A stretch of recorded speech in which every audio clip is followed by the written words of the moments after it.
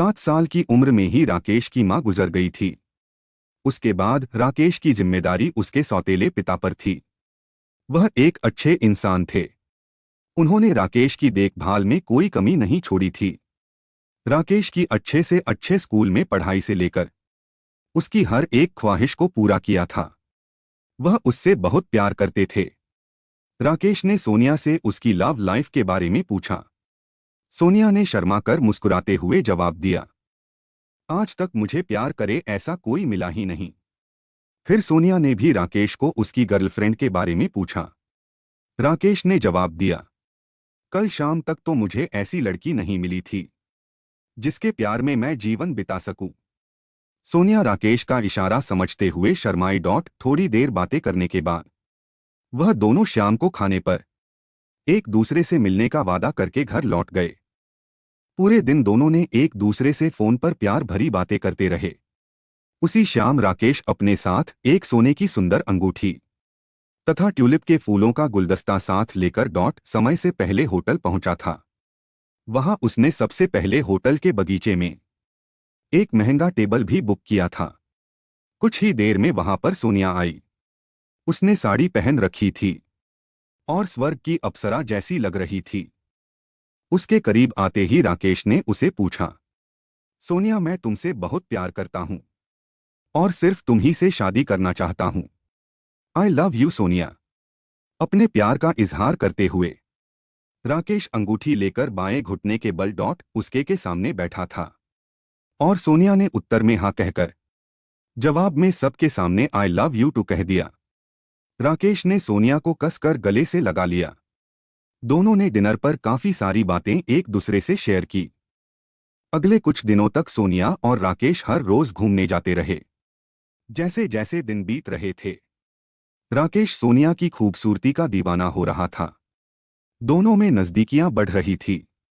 एक दिन दोनों ने शादी करने का फैसला कर लिया। हमारी सुनाई हुई प्यार की कहानी के बारे में आपके प्यार भरे विचार हमें कमेंट करके जरूर बताएं और इस बेहतरीन कहानी को अपने प्रियजनों के साथ जरूर शेयर करें।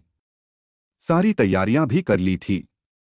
शादी से एक दिन पहले शाम के समय दोनों मुंबई के जुहू बीच पर एक दूसरे की बाहों में बाहें डालकर बैठे थे। बातों ही बातों में सोनिया ने राकेश को अपने अतीत के बारे में बताना शुरू किया। उसने बताया कि वह एक अनाथ है और पुणे के एक आश्रम में पली बढ़ी है। अब पढ़ाई पूरी होने के बाद वह मुंबई में एक अकाउंटेंट की जॉब कर रही है। वह मुंबई के एक अपार्टमेंट में रेंट पर रह रही है। अपनी कहानी बताने के बाद उसने राकेश से उसके अतीत के बारे में बताने के लिए कहा। यह सुनकर राकेश कुछ पलों के लिए सुन्न हो गया। सोनिया के बार बार आवाज देने के बाद वह होश में आया। सोनिया ने उसे फिर से पूछा। लव में खोए हुए राकेश ने उसे अपने अतीत में की हुई चोरियां, गलत कामों से कमाई हुई संपत्ति तथा अन्य सभी गलत कामों के बारे में सच बता दिया। वह सब सुनकर सोनिया कुछ समय के लिए शांत हो गई, लेकिन अगले ही पल उसने राकेश का हाथ थाम लिया और उससे वादा करने के लिए कहा कि वह अब कभी भी गलत काम नहीं करेगा। राकेश ने हाँ कह दिया। थोड़ी देर इधर उधर की बात करने के बाद सोनिया ने अपना बैग खोलकर उसमें से एक डिब्बा निकला। उस डिब्बे में समोसे थे जो सोनिया ने अपने हाथों से बनाए हुए थे। राकेश ने वो समोसे बड़े प्यार से खाए। कुछ देर समुद्र किनारे की ठंडी हवा खाने के बाद राकेश को अस्वस्थ महसूस होने लगा था। साथ ही उसे चक्कर भी आने लगा था। इसलिए सोनिया ही राकेश की कार चलते हुए उसे घर छोड़ने गई थी। राकेश को बिस्तर में लेटने के तुरंत बाद ही वह सो गया। सोनिया ने थोड़ी देर रुकर उसका घर देखा और फिर वह अपने घर चली गई। अगली सुबह राकेश लेट उठा था। सिर्फ आधे घंटे में ही उसकी खुद की शादी थी, इसलिए वह बेहद जल्दी में तैयार होकर कोर्ट में पहुंच गया। राकेश और सोनिया ने कल ही मिलकर शादी का समय सुबह 11 बजे तय किया था। अब राकेश को सोनिया का इंतजार करते करते दोपहर के 2 बज चुके थे, लेकिन वह नहीं आई। आखिर में वह निराश होकर कोर्ट से बाहर निकाला। राकेश जब अपने कार से जा रहा था, तब रास्ते में उसे वो सब लड़कियां एक एक करके नजर आ रही थी। जिनको राकेश ने अपने प्यार के जाल में फंसा कर लूटा था। मानो उसका अतीत धीरे धीरे उसके करीब आ रहा था। उन लड़कियों के चेहरे देख देख कर घबराहट के मारे राकेश पसीना पसीना हो गया था। उसकी गाड़ी सीधा जाकर एक होटल की पार्किंग में रुकी। होटल में उसने एक चाय ऑर्डर की थी, लेकिन वह उसे पीने के लिए रुक नहीं सका, क्योंकि होटल में भी उसे वह सब लड़कियां दिख रही थी। वो नजारा देखकर राकेश बेहद डर गया था और अपने घर चला गया। राकेश जब घर पहुंच रहा था, तब उसे फिर से अपना अतीत याद आने लगा था। अपने घर के अंदर जाते ही वह सबसे पहले अपनी संपत्ति जांचने लगा, लेकिन उसकी अलमारी में से जमीन और घर के कागजात तथा घर में छिपाया हुआ पैसा, सोना तथा उसने हाल ही में चुराए हुए हीरे, सब कुछ गायब था। यहां तक कि उसका बैंक अकाउंट भी खाली हो चुका था। राकेश अब सिर पकड़कर बैठा था।